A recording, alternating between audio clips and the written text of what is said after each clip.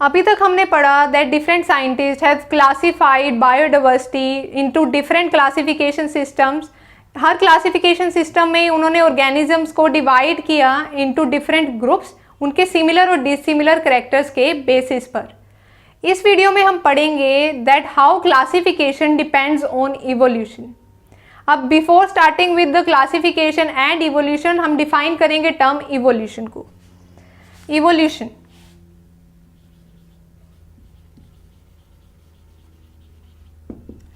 is a change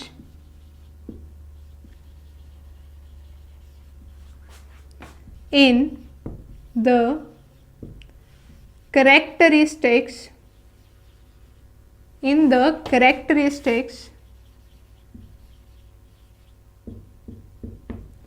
of species over several generations. So evolution क्या है? Basically evolution एक ऐसा प्रोसेस है जिसमें एंसेस्ट्रल फॉर्म, जिसमें जितनी भी फॉर्म्स हैं अर्थ में, उनमें आते हैं कुछ चेंजेस, और ये चेंजेस एक्यूमुलेट होते रहते हैं जनरेशन टू जनरेशन, और उसके बाद फॉर्म करते हैं एक न्यू फॉर्म को। सो इवोल्यूशन को हमने डिफाइन किया, change in the characteristics of a species. एक स्पीशीज के आगे कैरेक्टर्स में आएंगे चेंजेस, जिससे क्या होगा, वो काफी सेवरल जनरेशंस तक एक्यूमुलेट होते रहेंगे, और finally they will result in the form of new forms, और न्यू फॉर्म्स आ जाएंगी अर्थ पर। सो ये जो प्रोसेस है ये काफी स्लो प्रोसेस है, इसलिए इसके रिजल्ट्स हमें इंस्टेंटली नहीं दिखते हैं। So it is a slow and continuous process. It is a slow and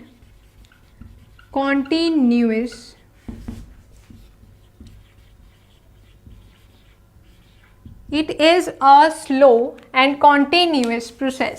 so evolution में बेसिकली क्या होता है, इसमें होता है कि कुछ एंसेस्ट्रल फॉर्म्स होती हैं जो बिल्कुल प्रिमिटिव और बहुत पुरानी फॉर्म्स होती हैं, उनसे बनती है कुछ नई forms by the changes in their genetic material, और हर तरीके के चेंजेस से वो बना लेती है एक न्यू फॉर्म्स। जो ये नई फॉर्म्स बनती हैं उन्हें हम एंसेस्टर से इतना ज़्यादा उनमें कुछ मैच नहीं करता। जो न्यू फॉर्म्स होती हैं वो बेसिकली इंडिविजुअल होती हैं और बिल्कुल ज़्यादातर अलग होती हैं एंसेस्टर से, विच मीन्स कि हम न्यू फॉर्म्स को देखकर ये नहीं बता सकते कि इनके एंसेस्टर्स कौन रहे होंगे। फॉर एग्जाम्पल, जैसे कि हम ह्यूमन्स हैं, हमारे जो 4 लिम्स हैं, और एक जो बर्ड के 4 लिम्स हैं, और एक जो वेल के 4 लिम्स हैं, इनके फंक्शंस अलग अलग हैं, पर हमारी जो स्ट्रक्चर है, जो अरेंजमेंट है बोन्स का 4 लिम्स में, वो तीनों में सेम है। सो इससे साइंटिस्ट ने पता करा that we have come from a same ancestor. So इस तरीके से बाहर से देखने से तो नहीं हम पता कर सकते कि हमारे कॉमन एंसेस्टर्स हैं, बट काफ़ी सारे क्राइटेरियाज को जब हमने इकट्ठे रखा तो हमें पता लगा कि हम सब आए हैं from a common ancestor. So इस फॉर्म में एंसेस्ट्रल फॉर्म से बनती हैं न्यू फॉर्म्स, और न्यू फॉर्म्स फर्दर आगे न्यू फॉर्म्स बनाती हैं। इस प्रोसेस में कॉम्प्लेक्सिटी है जो ऑर्गेनिज्म की, वो बढ़ती जाती है। अब बात आती है कि क्लासिफिकेशन इवोल्यूशन पे डिपेंड कैसे करती है। जो क्लासिफिकेशन सिस्टम है उसमें बेसिकली हम करते क्या हैं, इतनी बड़ी जो बायोडाइवर्सिटी है उसे क्लासीफाई करते हैं इनटू ग्रुप्स। अब ये डाइवर्सिटी आई कहाँ से? जो इतनी बड़ी बायोडाइवर्सिटी है वो एंसेस्ट्रल फॉर्म्स में मॉडिफिकेशन के बाद ही बनी है। हम इसको ऐसे एक्सप्लेन कर सकते हैं जैसे कि कुछ एंसेस्ट्रल फॉर्म्स थी इन द स्टार्टिंग, उनके अंदर आए चेंजेस और उन्होंने अलग अलग टाइप के बना दिए ऑर्गेनिजम्स। उन चेंजेस से बने आगे डिफरेंट टाइप ऑफ स्पीशीज, और उन स्पीशीज से फर्दर आगे बनते रहे स्पीशीज। इससे हो गई हमारी डाइवर्सिटी लार्ज। इससे डाइवर्सिटी बढ़ती रही, और फाइनली उस डाइवर्सिटी को संभालने के लिए और उसको हमें अच्छे से पढ़ने के लिए करना पड़ा क्लासीफाई। सो इससे हम ये कंक्लूजन तो निकाल सकते हैं दैट क्लासिफिकेशन है वो टोटली डिपेंड करती है इवोल्यूशन पे, because evolution is the course of diversification. अब बात करते हैं कि कुछ पॉइंट्स पे हम इवोल्यूशन को डिफरेंट टाइप में डिवाइड करते हैं।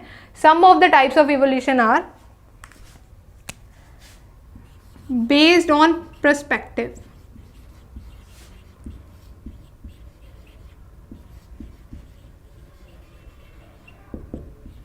इवोल्यूशन 2 टाइप के हो सकते हैं, they can be micro evolution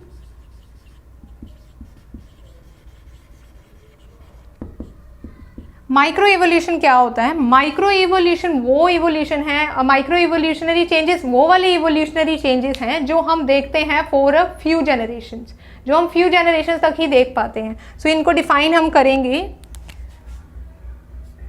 micro evolutionary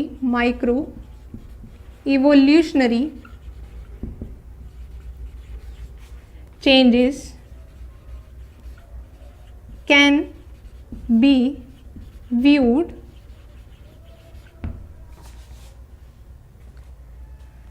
only over few generations। अब इवोल्यूशन को सिंपली हम क्या कह रहे हैं? हम कह रहे हैं चेंजेस हैं, वेरिएशंस हैं। तो ऐसे चेंजेस जो कि कुछ जनरेशंस तक ही विजिबल होते हैं, उसके बाद वो खत्म हो जाते हैं, उन चेंजेस को हमने बोला है माइक्रो इवोल्यूशन। इसका हमारे पास एग्जांपल है herbicide resistance and pesticide resistance. So example हमारे पास आता है, सबसे कॉमन है हर्बिसाइड रेजिस्टेंस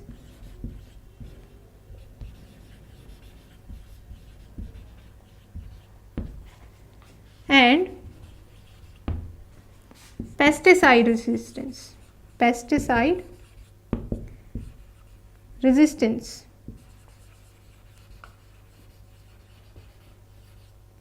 सो इन दोनों रेजिस्टेंसेस में क्या होता है? ऑर्गेनिजम्स कुछ जनरेशन तक के लिए अडेप्ट कर जाते हैं, किसी पर्टिकुलर हर्बिसाइड के अगेंस्ट वो रेजिस्ट हो जाते हैं, किसी पर्टिकुलर पेस्टिसाइड के अगेंस्ट वो रेजिस्ट हो जाते हैं, बट आफ्टर सम जनरेशन वो फिर नॉर्मल आ जाते हैं, फिर दोबारा वो सेंसिटिव हो जाते हैं to particular herbicide.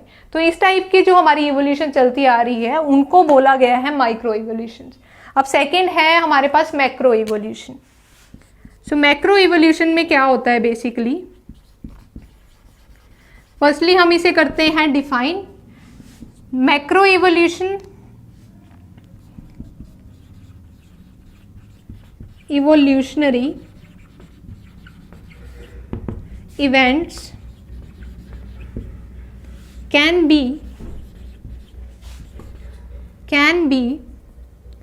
viewed over long period of time। So macro evolutions वो इवोल्यूशनरी इवेंट्स हैं जिनको हम देख सकते हैं बहुत लंबे टाइम तक ये इवोल्यूशनरी चेंजेस हैं। पहले इसमें चेंजेस एक्यूमुलेट होते हैं, फिर फाइनली एक चेंज आता है जो कि काफ़ी लंबे टाइम तक चलता है। इसमें हमारे पास एग्जाम्पल है इवोल्यूशन ऑफ यूकैरियोट्स या फिर occurrence of eukaryotes.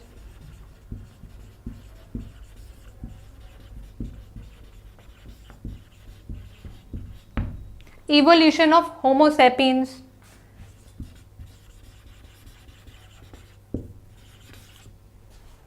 humans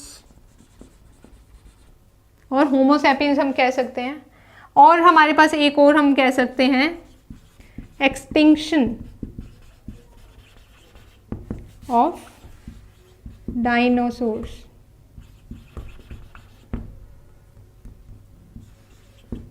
so dinosaurs का एक्सटिंक्शन होना, ह्यूमंस का बनना और अकरेंस होना यूकैरियोट्स का, ये बहुत बड़े इवेंट्स हैं जो जिनका इफेक्ट लॉन्ग टर्म तक दिख रहा है और इनको होने के लिए भी काफ़ी टाइम लगा क्योंकि ये करेक्टर्स हैं एक्यूमुलेट होते रहे और फाइनली इन्होंने ये बना दिए।